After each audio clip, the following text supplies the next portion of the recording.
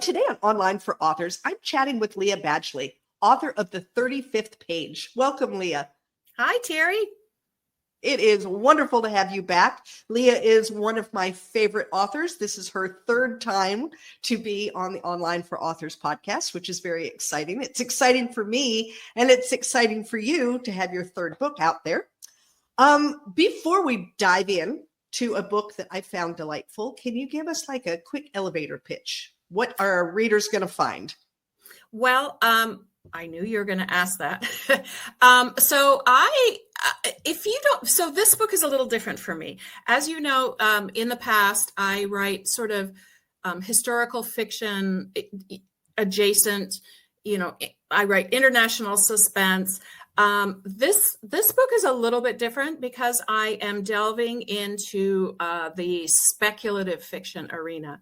So would you, and hopefully your viewers would be patient, if I actually read the blurb that I wrote that's on Absolutely. the back of my book? Absolutely. So thank you for that, because I'm a better writer sometimes than coming up with the elevator pitch. So here we go. My book is set in Sarajevo in Bosnia. It's a dual timeline. And at the onset of the wars in 1992, and then later on in 2015.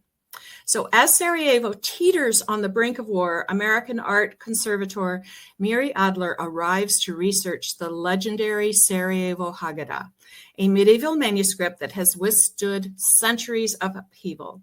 Immersed in her work, Miri discovers strange patterns hidden in its pages, clues pointing to a truth that could unravel everything she knows. When a mysterious 35th page appears, she is drawn into a shadowed realm where history and folklore entwine, stirring long dormant Balkan legends and a curse on the verge of reawakening. Brimming with magical realism, the Gothic-tinged literary suspense explores the legacy of a city caught between the scars of its past and the promise of a new beginning. So that's my blurb. So yes, and it's a really good book. And you say that your others have been historical fiction adjacent. This one is too. Well, it definitely is. Because my books are set in a real time and a real place. It comes under the umbrella of historical fiction. Right. But when you say historical fiction, people often think of, Regency or medieval or particular eras that are popular in that genre. And my books, as we know, are mainly set in the 1990s because I don't know why they are. It's certainly not historical for me. No, but it's scary is that it's being considered historical. Is it really? The 1980s are. The 1990s haven't quite hit it, but it's because you're dealing often with war-torn countries. I think that's the reason that it Gotcha. Has that historical adjacent feel, because we are dealing with history. Yes. Well, it's grounded in actual facts of events, and then history, as we know, is just the story of the winners, and I, like my books, as you know, explores the stories of the people who were not the winners. Right. And that's what's so much fun for us. I mean, you that's what you do too, in many of your books, and that's kind of the fun thing that we as authors can do, is that we can explore those other voices that maybe we don't hear in the history books, but we could have if things had gone differently. Absolutely. So I'm curious, like you said, this is kind of literary suspense. It's got a little magical realism. It's got some historical fiction. It's got, to me, a dash of a love story. Oh, yes. So there's not really the romance trope, but some love story in there. There's a lot of things going on. When you started writing it, did you have all of that in mind for a genre, or did you write the story and then afterwards say, okay, this is what I've got? Well, if I were in it for the money. I would write genre specific, and I don't. I write the story, and so stories come to me, and I am not a planner or a person, a plotter, who Excel spreadsheets make me just have nightmares and sweat, because that's just not how my brain works. So I start with the seed of a story, and I start cultivating it as I write. And the story is revealed to me as I write it. I do not know what to expect. I allow my characters to develop and grow on the page, or so to speak, as I write the story. The plot develops. I try to have a beginning and an end. Where I want it to end up. Just sort of, how to say, staking a flag in the sand of there's the ending. But as I work towards that, usually that flag shifts. Yeah. So we talked about this before, about how there are, different ways of writing, and a lot of it is documented about how people who write that way, sort of on so-called pantsers, at the edge of our seats as we do it. We often have to do more revision, and it's not as efficient, and it's a little bit slower process. But I cannot imagine setting down plot points 2/3 of the way into the story, even though, we know we can shift those and change those. But I would be constantly shifting my spreadsheet as I went, so, it wouldn't make sense for me to do it. And you and I are the same that way, in that I'm very much a pantser. And I have tried a couple of different plotting ways. There are so many out there. Right. And I've thought, well, maybe it's just that I haven't found the way for me. And wouldn't it be wonderful if I could find a way to make me more efficient? And the answer is no. No. I actually, in my last manuscript, I had to throw away about 35,000 words because I was plotting. Yeah. And by the time I got to that point and I'm reading it back, I hated it. Yeah. I lost my character's voice. It didn't even feel like me writing it. I'm reading this thinking, who wrote this? This doesn't say. I was so concerned with word count and when to put these things in, and I hated it, and I threw it out. It takes the soul. It's really soulless. And like I say, I mean, I don't mean to disparage authors who use that, who write in that way. And if they can, I think it's fabulous. They're marvelous authors, who do that. Yet at the same time, I just that's a very sort of genre specific. And if you say, if you have made your career in writing cozy mysteries or whatever it is, there are certain rules within that, or romance. I mean, there are certain rules and expectations your readers have, and rightly so, that when they buy your book, they're going to feel a certain way. If I wanted to, be in this for the money and the fame, I would do that. But I'm just an old lady who has a story to tell. So, well, and I feel exactly the same way. Given all of that, what made you say, "Oh, Sarajevo, that's where I'm going to set a story"? Well, there's a very long story associated with the seed of this book. And I will, for time limitations, give you the truncated version. But I read a book many years ago by author Geraldine Brooks called People of the Book. And it is a sort of, it's historical fiction, a fictionalized version of the history of a particular medieval manuscript that actually exists, called the Sarajevo Haggadah. And it was created in the 1350s in Spain. And it is ended up in Sarajevo, and it's in a museum in Sarajevo. And my husband is from that region. And after we had a conversation about this particular book. I'm not quite sure how that came up. And he said, well, and his family kind of had a connection to that book, the very rare reprinting of it that happened in the 1970s. And that was like, what a small world, right? Right. And right. so fast forward, we found a version of that. And there were only, I don't know, 500 of them printed or something like that. So I actually held this book, as a reprint. And fast forward further, just the war that happened in the 90s and the scarring of that, on my husband's psyche. He's Serbian, and there were other peoples there, and how that healing has been happening, for good or bad. And the concept of, so that region was just sort of the intersection, the nexus of the East and the West. Right. And so for millennium, it has just been this churning millstone place of conflict. And I thought, is there something in the soil?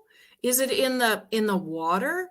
Is it in the, the grain that grows and the bread they eat? What is it of that region that has where so much conflict has happened? Right. Right. And so that combination of this mysterious book and this idea of, is violence something that is inherent? Do we have a choice? And so that was the seed of the book. Yeah, I loved the whole idea of the book. I found it to be fascinating. Once again, you touched on an area of the world in which I know very little, and I don't feel like I'm alone in this. I think that especially I always choose those weird places. Well, and I think especially as Americans, we tend to focus very much on, U.S. history and maybe like European history, and very rarely do we edge over into anything else. Yes. Unless you take super advanced classes in history or whatever. And so I often learn quite a bit about things that I should probably know more about and do not. And so you do have the tendency to make me feel a little less intelligent, but that's okay. That's not my intention. So just for context for your listeners, so my first book was set in Cambodia, and my second book was set in Myanmar, or Burma as it used to be called, and those are all places where I've lived, and so it's happenstance, right, that I have lived in those places and have connections with those places, and write stories set in those places, but yeah, you are absolutely right. And if I were a more ambitious writer, I would set this story in Paris, right? or Moscow, places that people are more familiar with. But however, on the other side of that, the fact that you put it in places that are different, I find very fascinating. It's one of the reasons why your books really stand out to me, because they're not like everyone else's. It isn't just another book set in Paris, just another book. Yeah. It's different, and there is enough truth that I learn things, and it makes me curious, and then makes me want to go and look up things and learn more things and find out. Like, for instance, I didn't know whether or not this manuscript was real. Yeah. Was this a figment of Lya's imagination? And the answer is no, it is not. And so I find that to be really fascinating, because I learn things when I'm reading your books. Well, thank you for that. I mean, I'm ultimately an educator, right, and I like to share, that's, I guess, my hubris, that what I have learned is of interest to someone else. Right. Well, if nobody else, it's very interesting to me. So there Thank you have Terry. that. Yeah. So I'm curious, we have like folklore and ancient curses, what is your feeling on ancient curses? Is it, do you find that there's some truth to that? Or is it totally just, the old wives' tale kind of thing that people talk about? Well, I think old wives' tales are grounded in truth, I think you know, they are, yeah. and archetypes, the Greek myths, all of that are grounded in a desire to explain the inexplicable, Right. and how do we, as early, our earliest, humanoids or Homo sapiens have been around, like 200,000, 300,000 years now, right?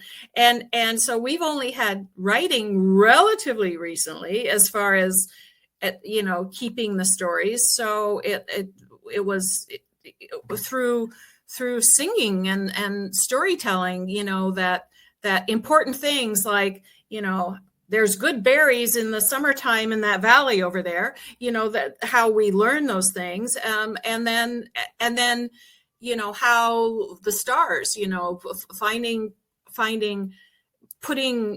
giving names to constellations, all of that is our desire, our human desire to understand, control, and make meaning of things that are very difficult to understand. Right. And so I would argue, as I am, that folk tales and fairy tales are exactly that, and then they get extrapolated. Most of us in America, we're familiar with, the Brothers Grimm's, and Hans Christian Andersen, those sort of European stories, Cinderella and Sleeping Beauty, so Slavic and Balkan fairy tales are similar, but they're a little darker, and they're a little more elemental. And by elemental, I mean describing. So it's not as black and white. Yeah. And that's really intriguing to me, how Balkan and Slavic fairy tales are there's within one archetype, there is all of this good and bad together. And so I took a class and a workshop on Slavic fairy tales, Baba Yaga and all of the sort of, if you ever read, a book of Russian fairy tales or something like that, that would be familiar. And I was very intrigued. And when I was a child, I did have a illustrated book of Russian fairy tales, and I have torn my bookshelves up. I have many, in and out trying to find that, and I can't find it anymore. But that was the imagery of that, I think, went into young Lya, yes. child Lya, and still live there and resonate. And my very first fairy tale that I remember, that I do have a first edition copy of, that was my mother's, was James Thurber's The 13 Clocks. And that this sort of, there's this character in it called the Galux, and he's like, is he good? Is he bad? He's so confusing. And so that dichotomy, black and white has never been interesting to me. It's the shades of gray is where the really interesting picture forms. Well, you and I have talked about this before too, because we've talked about your endings, and often your endings don't really end. They don't quite wrap things up. And you're like, oh yeah, I love that. That's what I like. I don't like things that are nice and neat in a package. So the fact that you don't like black and white and prefer the gray is not the least bit concerning to me. I think that just is right on track with who Lya is. What do you want people to get from this story when they walk away, other than a great story, which they will get? What do you hope they walk away with? Well, I think it is a blueprint for peace. There's a I'm going to cry. There is, so I did my sort of, this has a, all right, spoiler alert, this does have a happy ending, which is unusual for my books. Unusual for you, yes. But I kind of needed to do that because Worth of a Ruby had a very ambiguous ending, and a lot of my readers did not like that. And so not that I shifted it, but I just realized, and anyway, so in this book, there's an epilogue, and that I think is the lesson. So this is, all folk tales have a moral, have a lesson. Right. Aesop's fables, right? Right. There's a lesson to be learned. And my lesson is that we have a choice. When it comes to violence, when it comes to peace, we have a choice. And this was very resonant for me, given what's going on in the world right now. And that we as individuals, we can choose peace. We can choose love. And Anthony Bourdain, I'm going on a tangent here. Whoop, squirrel. Anthony Bourdain was as you know, I had a sort of a background in the restaurant world industry, hospitality industry. His basic premise was no matter where you go in the world, you can sit down over a meal, preferably a good meal, and set aside your weapons and find commonality. And so that's the moral of the story. Yeah, absolutely. I actually did a TEDx talk that's very similar with that idea of if you can find something that connects you to someone, the things that separate you don't matter as much. So as soon as you make a connection, you can start. Right. Well, right. And I love that. Good food. Yeah, and that is true. I love that idea. I want to talk just a moment about your cover. Yes, please. Oh, I loved. Yeah, show the book. Flipped. I'm flipped. No, it's not flipped to me, so that's good. Okay. It is. That cover is unbelievable. It's even better in person, guys. Just so you know, it is so blue, and it draws you in. It's a sapphire. Oh my gosh, I love it. So tell me a little bit about. So how difficult was it to get that cover? No, I designed it. Did you really? I did. Oh, I love that. So I love all the covers of all my books, and you and I share a publisher, right. They do such a good job of being. I mean, we really, both of us have had to really dig to get what we right. want, but they come through. Right. They came up with some ideas, and it just wasn't resonating with me. So that's why I said, okay, I'm doing it. And I sent it to them, and they were a little like, but anyway, I wanted again something to have this almost surreal quality, dreamlike quality of being in a folktale, yeah. and where things have meaning, images within the greater context have specific meaning and resonance. And oh my God, Chagall, the artist Chagall, I very much like his paintings, and there's one in particular about, I think it's called The Lovers, where there are two people embracing and they're floating in the sky, this blue color, and all of his paintings have this dreamy quality to them. And so that was my sort of starting point. And then I definitely wanted there to be a forest. There's a burning book, and there's a mirror. And all of these, there's a city, Sarajevo, and I was able to put in there's a cross, there's a crescent, and there's a Star of David. So the three religions that are really highlighted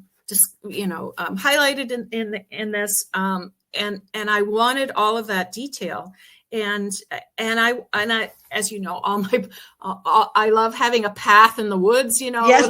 where we're going, and then here's the mirror, and a significant scene happens in the woods, and so I was able to incorporate all that. So I'm really glad you like it. I love it. And I'm fascinated that you were able to do that yourself. And I'm in the process right now of coming up with one, and you never know, I may be reaching out to you and saying, Lya, help me. Now, wait, do you remember I was able to sort of walk you off the ledge with your last novel? Yeah, because I was just done. I couldn't stand any of it. And you were like, no. Let's look at this, and let's look at it. And it was like, okay, we're not so far as I thought we were, but yeah. Well, and you ended up with a gorgeous cover. I do. Yeah, I ended up loving it. But yeah. I do remember that. Yeah, I had gotten to the point where it was like, I feel that way about covers and titles. I have a hard time with titles. So well, but when it takes a long time, but when the right thing comes along, immediately. Yeah. It's like a bell ringing. For cover or titles for me, it's like I have a working one and I keep playing, and it usually is not until like near the end of the story. I'm right now in editing, and I'm still at the I don't like my title. I do not like my title. And so I want to hear all about your new project, but okay, well, we'll talk about it. What do you have going on now? I mean, I know this one just came out, and I always hate it when I've had one just come out and people say, what are you doing next? But I'm assuming that you have at least something that you're considering. So what's going on next for you, Lya? Well, I am so enjoying this speculative world, and why, my other books, there is a hint of woo-woo in each of them, of time slipping, of a cursed ruby, so all of that is, I've always been, outside.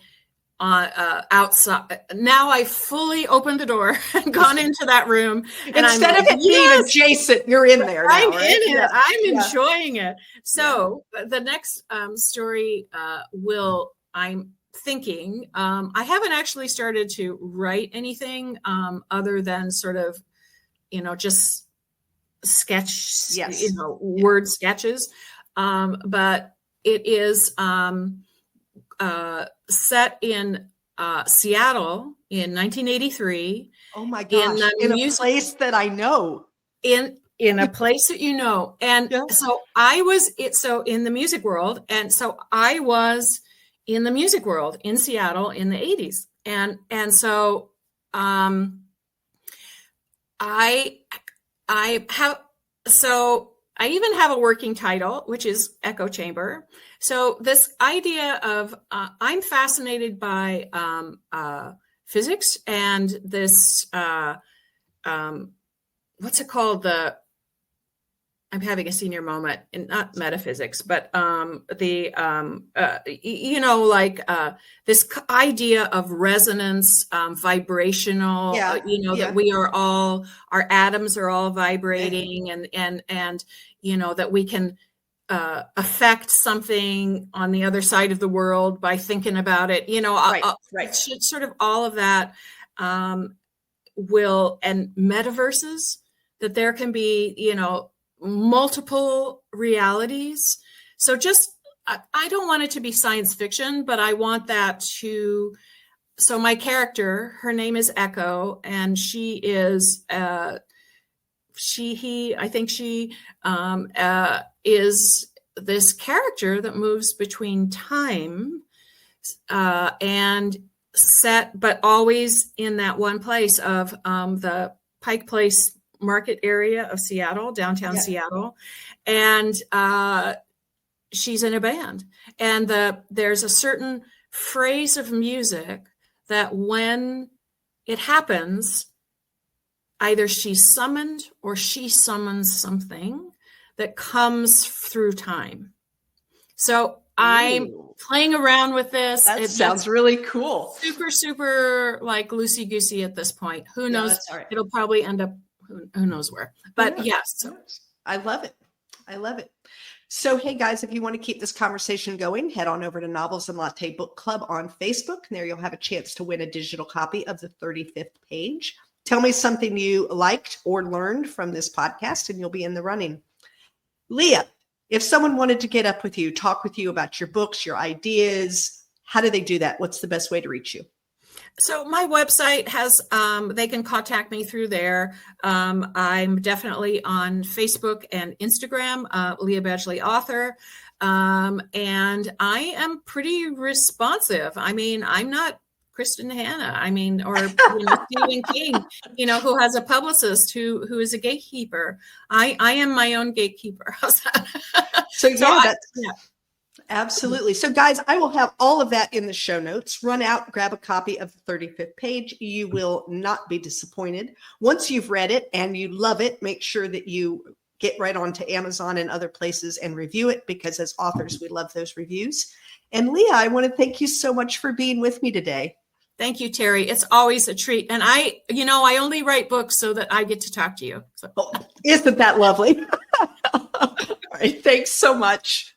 Thank you for listening to Online for Authors, where I, Terry M. Brown, author of character-driven fiction and host of the podcast, introduce readers to characters they'd love to invite to lunch. Tune in next Tuesday for another podcast episode.